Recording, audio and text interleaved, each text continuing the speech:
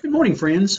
It's Randy M again, and I just wanted to make a really quick video and give some input as to what my thoughts are on the memorial celebration, the ceremony of the memorial, and also to make a disclaimer at the beginning here.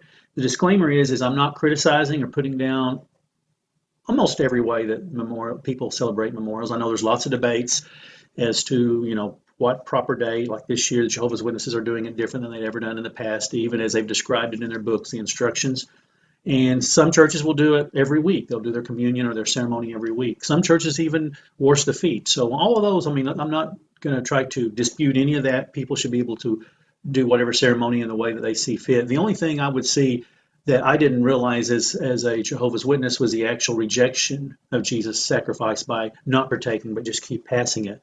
As a matter of fact, one of my Facebook friends, I come across his YouTube video. He said, why not just have your talk if you're not going to be partaking, if you're not feel like you should be partaking. Again, some feel everyone should partake, even if they have earthly hope. But, my friend stated, why not just get dismissed before the emblems are passed? And that way it's not like you're imitating Satanists and doing a ritual like it's called the Black Mass, where you just reject Jesus' sacrifice. So that was a good point.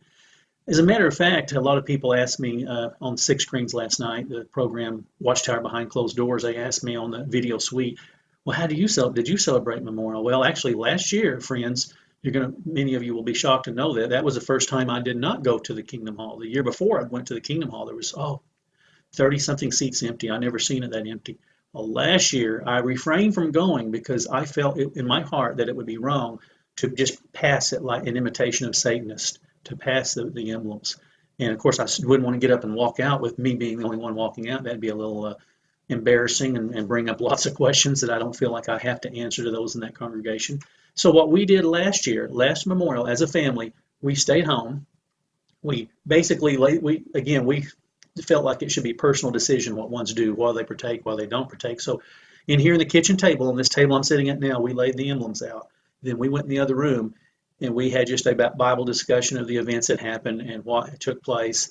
And I say we is our family.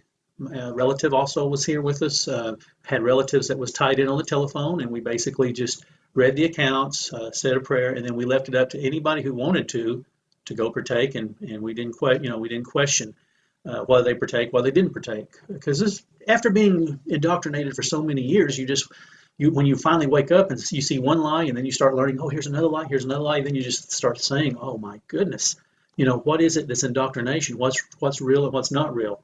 Yes, you can relate to what I'm saying here, friends, I'm sure.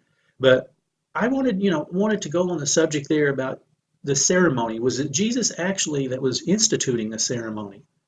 This ceremony of passing the bread and wine, a memorial to him? Or was it maybe man's traditions that picked up and started that? And well, I wanted to let me read here's the verse that they'll read at the Kingdom Hall. It's coming up this, I think it's Wednesday night, whatever night it is. This memorial, I'll have to look at the calendar, but it's in Luke chapter 22. It's one we all know by heart if we went to it, 40, 50 times like I have. Like some of y'all probably have. Some may have just went to it a few times if were new in the organization. But chapter 22 in Luke, let me find it here. I believe it was verse 19. He says, also he took a loaf, gave thanks, broke it, and gave it to them, saying, this means my body, which is to be given in your behalf. Keep doing this in remembrance of me. Keep doing this. That's how the New Silver Sword says. That's how the old rusty black Bible, the New World Translation, use that word. And that's what, as Jehovah's Witnesses, we've had impounded in our head so many times. Keep doing this. Guess what? That's been the only really Bible I found that has said that. I'm sure there may be other translations, but the New World Translations where I see that keep. I've got this parallel version here where it's got 6 different translations of the Bible, and you can go through that same account. You can read it. None of these, and I looked online, you don't really see the keep. There's actually, you wonder why the word memorial wasn't even used, because in the same book of the Bible with the woman who used the oil, the perfumed oil, Jesus he used the word memorial there, but he never used the word memorial here. I looked in the Greek and Linear Bible too. The word memorial was used just a few passages earlier, just a few paragraphs earlier, but it was not used here. So that got me thinking, what was it Jesus was really doing? And I thought, well, I'm going to look through the other accounts. Well, I looked in, gospel accounts. I looked in Matthew. I looked in Mark. And there is the account where he said, this means my, here's the bread, it means my body. Here's the wine, it means my blood. But they didn't say the same thing as Luke. They didn't say keep doing this. They didn't say do this, because in the Bible, in the King James Bible, it says here, this is my body, which is given for you. This do in remembrance of me. The Living Bible says, this is my body given for you. Eat it in remembrance of me. Didn't say keep doing it. Eat it in remembrance of me. Revised Standard Version, this is my body, which is given for you. Do this in remembrance of me. In other words, eat it in remembrance of me. New English Bible just says, this is my body. And they stopped there. Didn't say anything about doing this. Down in the footnote, they say other translations will say this, but they didn't even put it in there. Phillips, I haven't even read Phillips yet. This is my body, which is given you. Do this in remembrance of me. Now, the Jerusalem Bible, it does put the word memorial in there, so I was surprised to see that. This is my body, which will be given you. Do this as a memorial for me. But, when you look at it in the Greek interlinear, and you see it didn't use the word memorial. A few paragraphs back, the word memorial was used. So, anyway, I mentioned Matthew and Mark. Didn't say anything about doing this. He just said, here it is. Here's the bread. He passed it. That's all they said in Matthew and Mark. Well, guess what I found about in John? Guess what John said over in the book of John? Now, I'm not the brightest, so if I miss something, please don't hesitate to post it. Help me learn, because it's all learning. That was the other disclaimer I forgot to mention at the offset. I'm not going to claim to have any answers, in this video. I'm just wanting to give you friends the things that I'm questioning, in case you wanted to look at it and question the same things. But in the book of John, John does not even mention that I found passing of the bread, passing of the wine. You know what he's focusing on? He mentioned about Jesus got up and washed their feet, took a towel, a bucket of water, washed their feet. Now, I know some do that ceremony too, but what I'm getting from here, that John was taken away from this Lord's Last Supper. The important thing he saw Jesus was the Last Supper. He was with them, and he was telling them, be good to one another. That's what he said, love one another, be good to one another, serve one another. See, maybe John could see all the bickering, the fighting, the trying to be prominent over one another, kind of like what's in most all organizations today, including the Watchtower, including Jehovah's Witnesses, especially the cocky, I want to say roosters, but as John Newsom says, those elders who strut around like they're roosters in a chicken yard, wanting to peck on others and say, look at me, I'm the high one. And so that's John came away that they should have humility, not proudness, not trying to be mean to either, but to love one another. And it made me question to myself, if this was an actual ceremony that Jesus wanted to have done, why didn't John describe it? Why didn't he describe the ceremony, the passing? I mean, he didn't even describe the passing of the bread and the wine that I came across, unless I missed it. Why didn't he even describe that? Why did he go into detail about the washing of the feet over here, taking down a towel and wrapping and wiping their feet, even arguing with Peter? Peter didn't want to have his feet washed. Why did John focus on that? He also talked about Judas there. Evidently, Judas Iscariot must have been part of that Lord's Supper, that Lord's meal, when the bread and wine was passed, because it looked like from John's account, when I just read it, that Judas left after it was over with. But that's some thoughts that I've been thinking about. It kind of, I question myself, could Jesus been telling them this? Do this and think about this now. Well, drink it, think of, and remember me. This, I'm not going to, he did tell them, I'm not going to be with you. The hour's come, I'm not going to be here with you much longer. So, was that what he was saying? I know there's lots of things that I do. For example, what I think of when I see a U-Haul pulling a trailer down the highway? I pass them all the time. You know what comes to my mind? 9/11. The 9/11 attacks on the United States. When those towers went down and the plane went in the Pentagon and the other plane crashed out in the field. I think of that here, especially the second tower being hit. And here's why I think of that. Here's why it comes to my mind is, guess what I was doing at that time? I was on the phone with a real estate office, just with my U-Haul trailer packed outside, U-Haul truck loaded and my trailer packed outside. Took 2 U-Hauls down there, but this was my last U-Haul. One of the brothers down there in Odessa, Texas says, Randy, you know what 3 U-Hauls is equivalent? I said, what? He says, 1 divorce.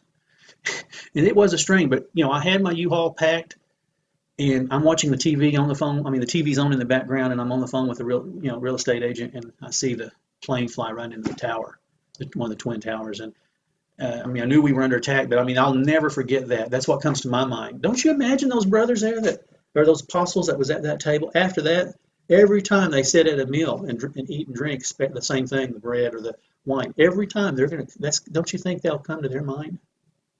And they're going to remember that.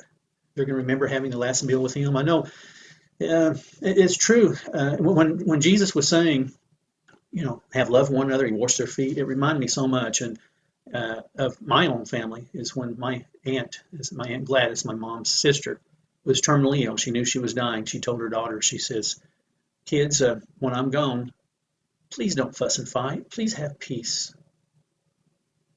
Did they listen to her? Not at all. Because what happened, and one of my cousins, well, she wrote herself up. Because she was still living in the house, she wrote a fake will, and gave, like, her mom signed her mom's name and had it mailed to her. So that after the funeral, it arrived, the whole family was there, and it was like, give this all to her legal name was Teresa, but we all called her Squeaky.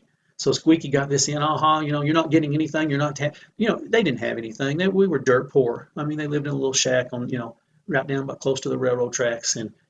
But the other cousins stuff would buy little whatnots, little ceramic stuff, because my aunt collected them and she'd put them up on the wall here, and so they just for memories that, they was there. Well, I got Gladys this. I'd like to get. Oh, Squeaky said, no, you're not having it. It's all mine. I mean, they're fussing and fighting, just like a bunch of vultures. And actually, the fight continued. They got physical, got outside, started fighting, and Squeaky ran and locked the door and wouldn't let them in. Well, some of them, their purses were inside. My other cousin, she's well, all my cousins are quite fighter. There's all girl. I was the only boy, by the way.